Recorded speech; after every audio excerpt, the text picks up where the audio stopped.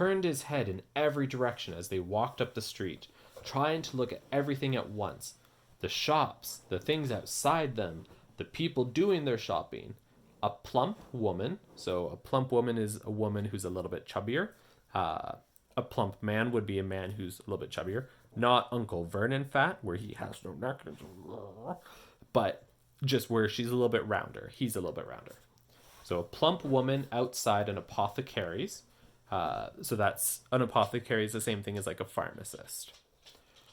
So a plump woman outside an apothecary's was shaking her head as they passed, saying, "Dragon liver, 16 sickles an ounce. They're mad." A low, soft hooting came from a dark shop with a sign saying, "Ilops Owl Emporium, Tawny, Screech, Barn, Brown, and Snowy." Several boys of about Harry's age had their noses pressed against a window with broomsticks in it. "Look," Harry heard one of them say, "the new Nimbus 2000, fastest ever." There were shops selling robes, shops selling telescopes and strange silver instruments Harry had never seen before, windows stacked with barrels of bat spleens and eel's eyes, tottering piles of spellbooks, quills and rolls of parchment, potion bottles, globes of the moon. "Gringotts," said Harry. They had reached a snowy white building which towered over the other little shops. Standing beside its burnished bronze doors, wearing a uniform of scarlet and gold, was... "Yeah, that's a goblin," said Hagrid quietly as they walked up the white stone steps towards him. The goblin was about a head shorter than Harry. He had a swarthy, clever face, a pointed beard, and, Harry noticed, very long fingers and feet. He bowed as they walked inside. Now they were facing a second pair of doors, silver this time, with words engraved upon them. "Enter, stranger, but take heed of what awaits the sin of greed. For those who take but do not earn must pay most dearly in their turn. So if you seek beneath our floors a treasure that was never yours, thief, you have been warned. Beware of finding more than treasure there." "Like I said, you'd be mad to try and rob it," said Hagrid. A pair of goblins bowed them through the silver doors, and they were in a vast marble hallway. Vast is very, very large. Like the ocean is vast. About 100 more goblins were sitting on high stools behind a log counter, scribbling in large ledgers, weighing coins on brass scales, examining precious stones through eyeglasses. There were too many doors to count leading off the hall, and yet more goblins were showing people in and out of these. Hagrid and Harry made for the counter. "Morning," said Hagrid to a free goblin. "We've come to take some money out of Mr. Harry Potter's safe." "You have his keys, sir."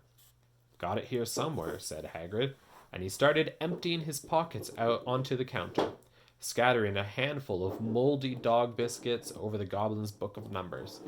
The goblin wrinkled his nose. Harry watched the goblin on the right weighing a pile of rubies as big as glowing coals. "Got it," said Hagrid at last, holding up a tiny golden key. The goblin looked at it closely. "That seems to be in order." "And I've also got a letter here from Professor Dumbledore," said Hagrid importantly, throwing out his chest.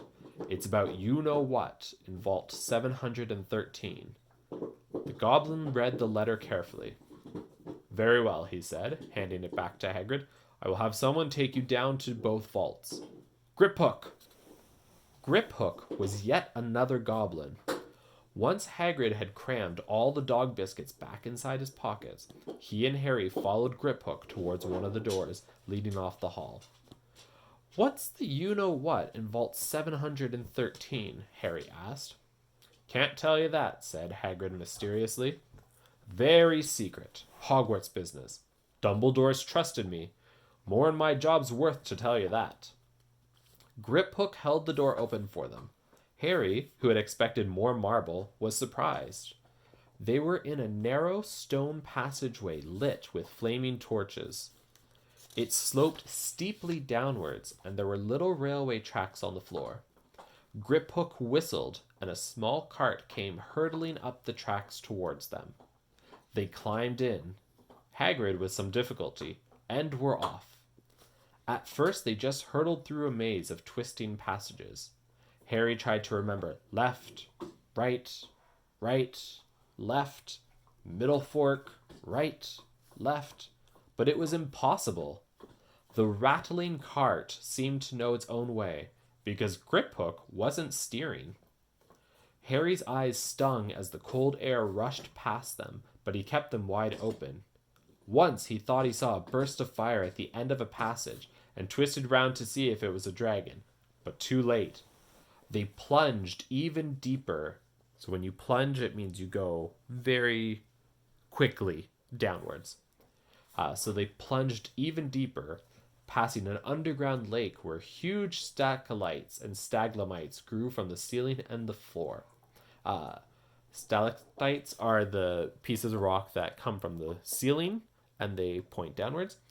Stalagmites are the ones that come from the floor and point upwards. I never know, Harry called to Hagrid over the noise of the cart. What's the difference between a stalagmite and a stalactite? Stalagmite's got an M in it, said Hagrid, and don't ask me questions just now. I think I'm going to be sick. He did look very green, and when the cart stopped, at last beside a small door in the passage wall, Hagrid got out and had to lean against the wall to stop his knees trembling. Griphook unlocked the door. A lot of green smoke came billowing out, and as it cleared, Harry gasped. Inside were mounds of gold coins, columns of silver, heaps of little bronze nuts. All yours, smiled Hagrid. So a mound is a very, very little hill. So in baseball, you have where the pitcher stands, the guy who throws the ball out to the batter, and that's called the pitcher's mound. So that'd be about the size, and there's several of those, it seems, of the gold coins. Columns are tall, so like bookshelf column going up. And so there's tall towers of silver coins, and then heaps are just bigger piles. Think of like a pile of snow when you make a fort. It'd be a heap of snow. So there's a lot of the bronze ones. And apparently it's all Harry's. All Harry's. It was incredible. The Dursleys couldn't have known about this, or they'd have had it from him faster than blinking. How often had they complained how much Harry cost them to keep? And all the time there had been a small fortune belonging to him, buried deep under London. Hagrid helped Harry pile some of it into a bag. The gold ones are galleons, he explained. 17 silver sickles to a galleon, and 29 nuts to a sickle. It's easy enough. So that's the exchange rate. So just like you need 10 dimes to make $1, or 4 quarters to make $1, and then you need $10 to make, or 10 loonies to make a $10 bill. This explains that you need 29 of the bronze ones equals 1 silver. And then if you have 17 silvers, then that equals 1 of the gold ones, the galleons. So if you take the 17 times the 29, that will tell you how many nuts, the bronze ones, you need to make a galleon, or a gold one. Right, that should be enough for a couple of turns. We'll keep the rest safe for you. He turned to Griphook. Vault 713 now, please, and can we go more slowly? Only 1 speed, said Griphook. They were going even deeper now and gathering speed. The air became colder and colder as they hurtled round tight corners. Hurtled is when you just go so fast by something. They went rattling over an underground ravine, and Harry leant over the side to try and see what was down at the dark bottom. But Hagrid groaned and pulled him back by the scruff of his neck. So he pulled him back by rah. Vault 713 had no keyhole. Stand back, said Griphook importantly. He stroked the door gently with one of his long fingers, and it simply melted away. So he took his finger, and he just goes down it, just gently. And that's how the door melts away. If anyone but a Gringotts goblin tried that, they'd be sucked through the door and trapped in there, said Griphook. How often do you check to see if anyone's inside? Harry asked. So if anybody else were to do this to the door, you get sucked into it. So you become part of the door. Harry asks, how often do you check to see if anyone's inside? About once every 10 years, said Griphook, with a rather nasty grin. Something really extraordinary had to be inside this top security vault. Harry was sure, and he leant forward eagerly, expecting to see fabulous jewels at the very least. But at first, he thought it was empty. Then he noticed a grubby, so dirty, little package wrapped up in brown paper lying on the floor. Hagrid picked it up and tucked it deep inside his coat. Harry longed to know what it was, but knew better than to ask. Come on, back in this infernal cart, and don't talk to me on the way back. It's best if I keep my mouth shut, said Hagrid. And so that was the trip through Gringotts, so the Wizard's Bank. And that's the first we'll say the first business, because Leaky Cauldron's not actually on Diagon Alley.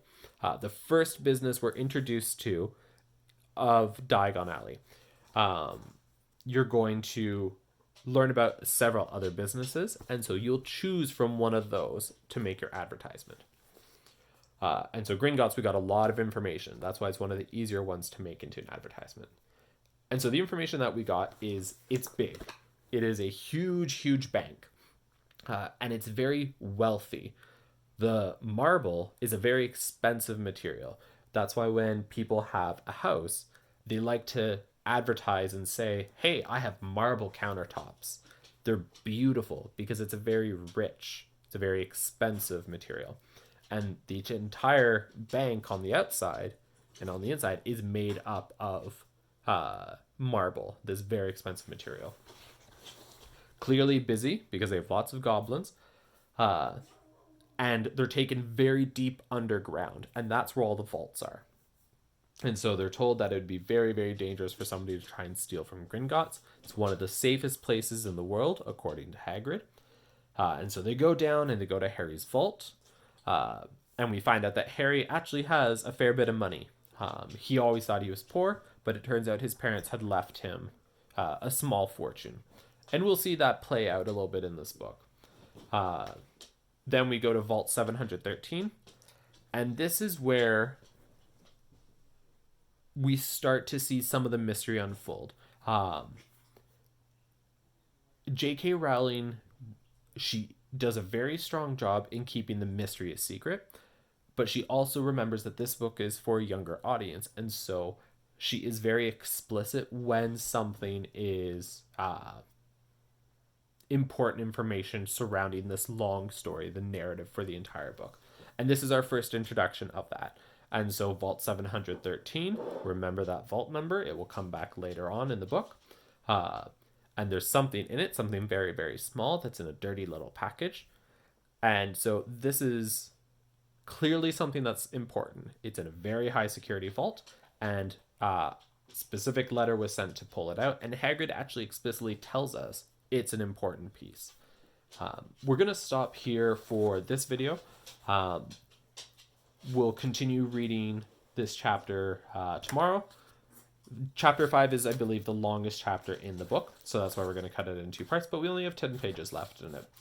And we'll get to see a lot more of Diagon Alley with a lot more of the magical components in it.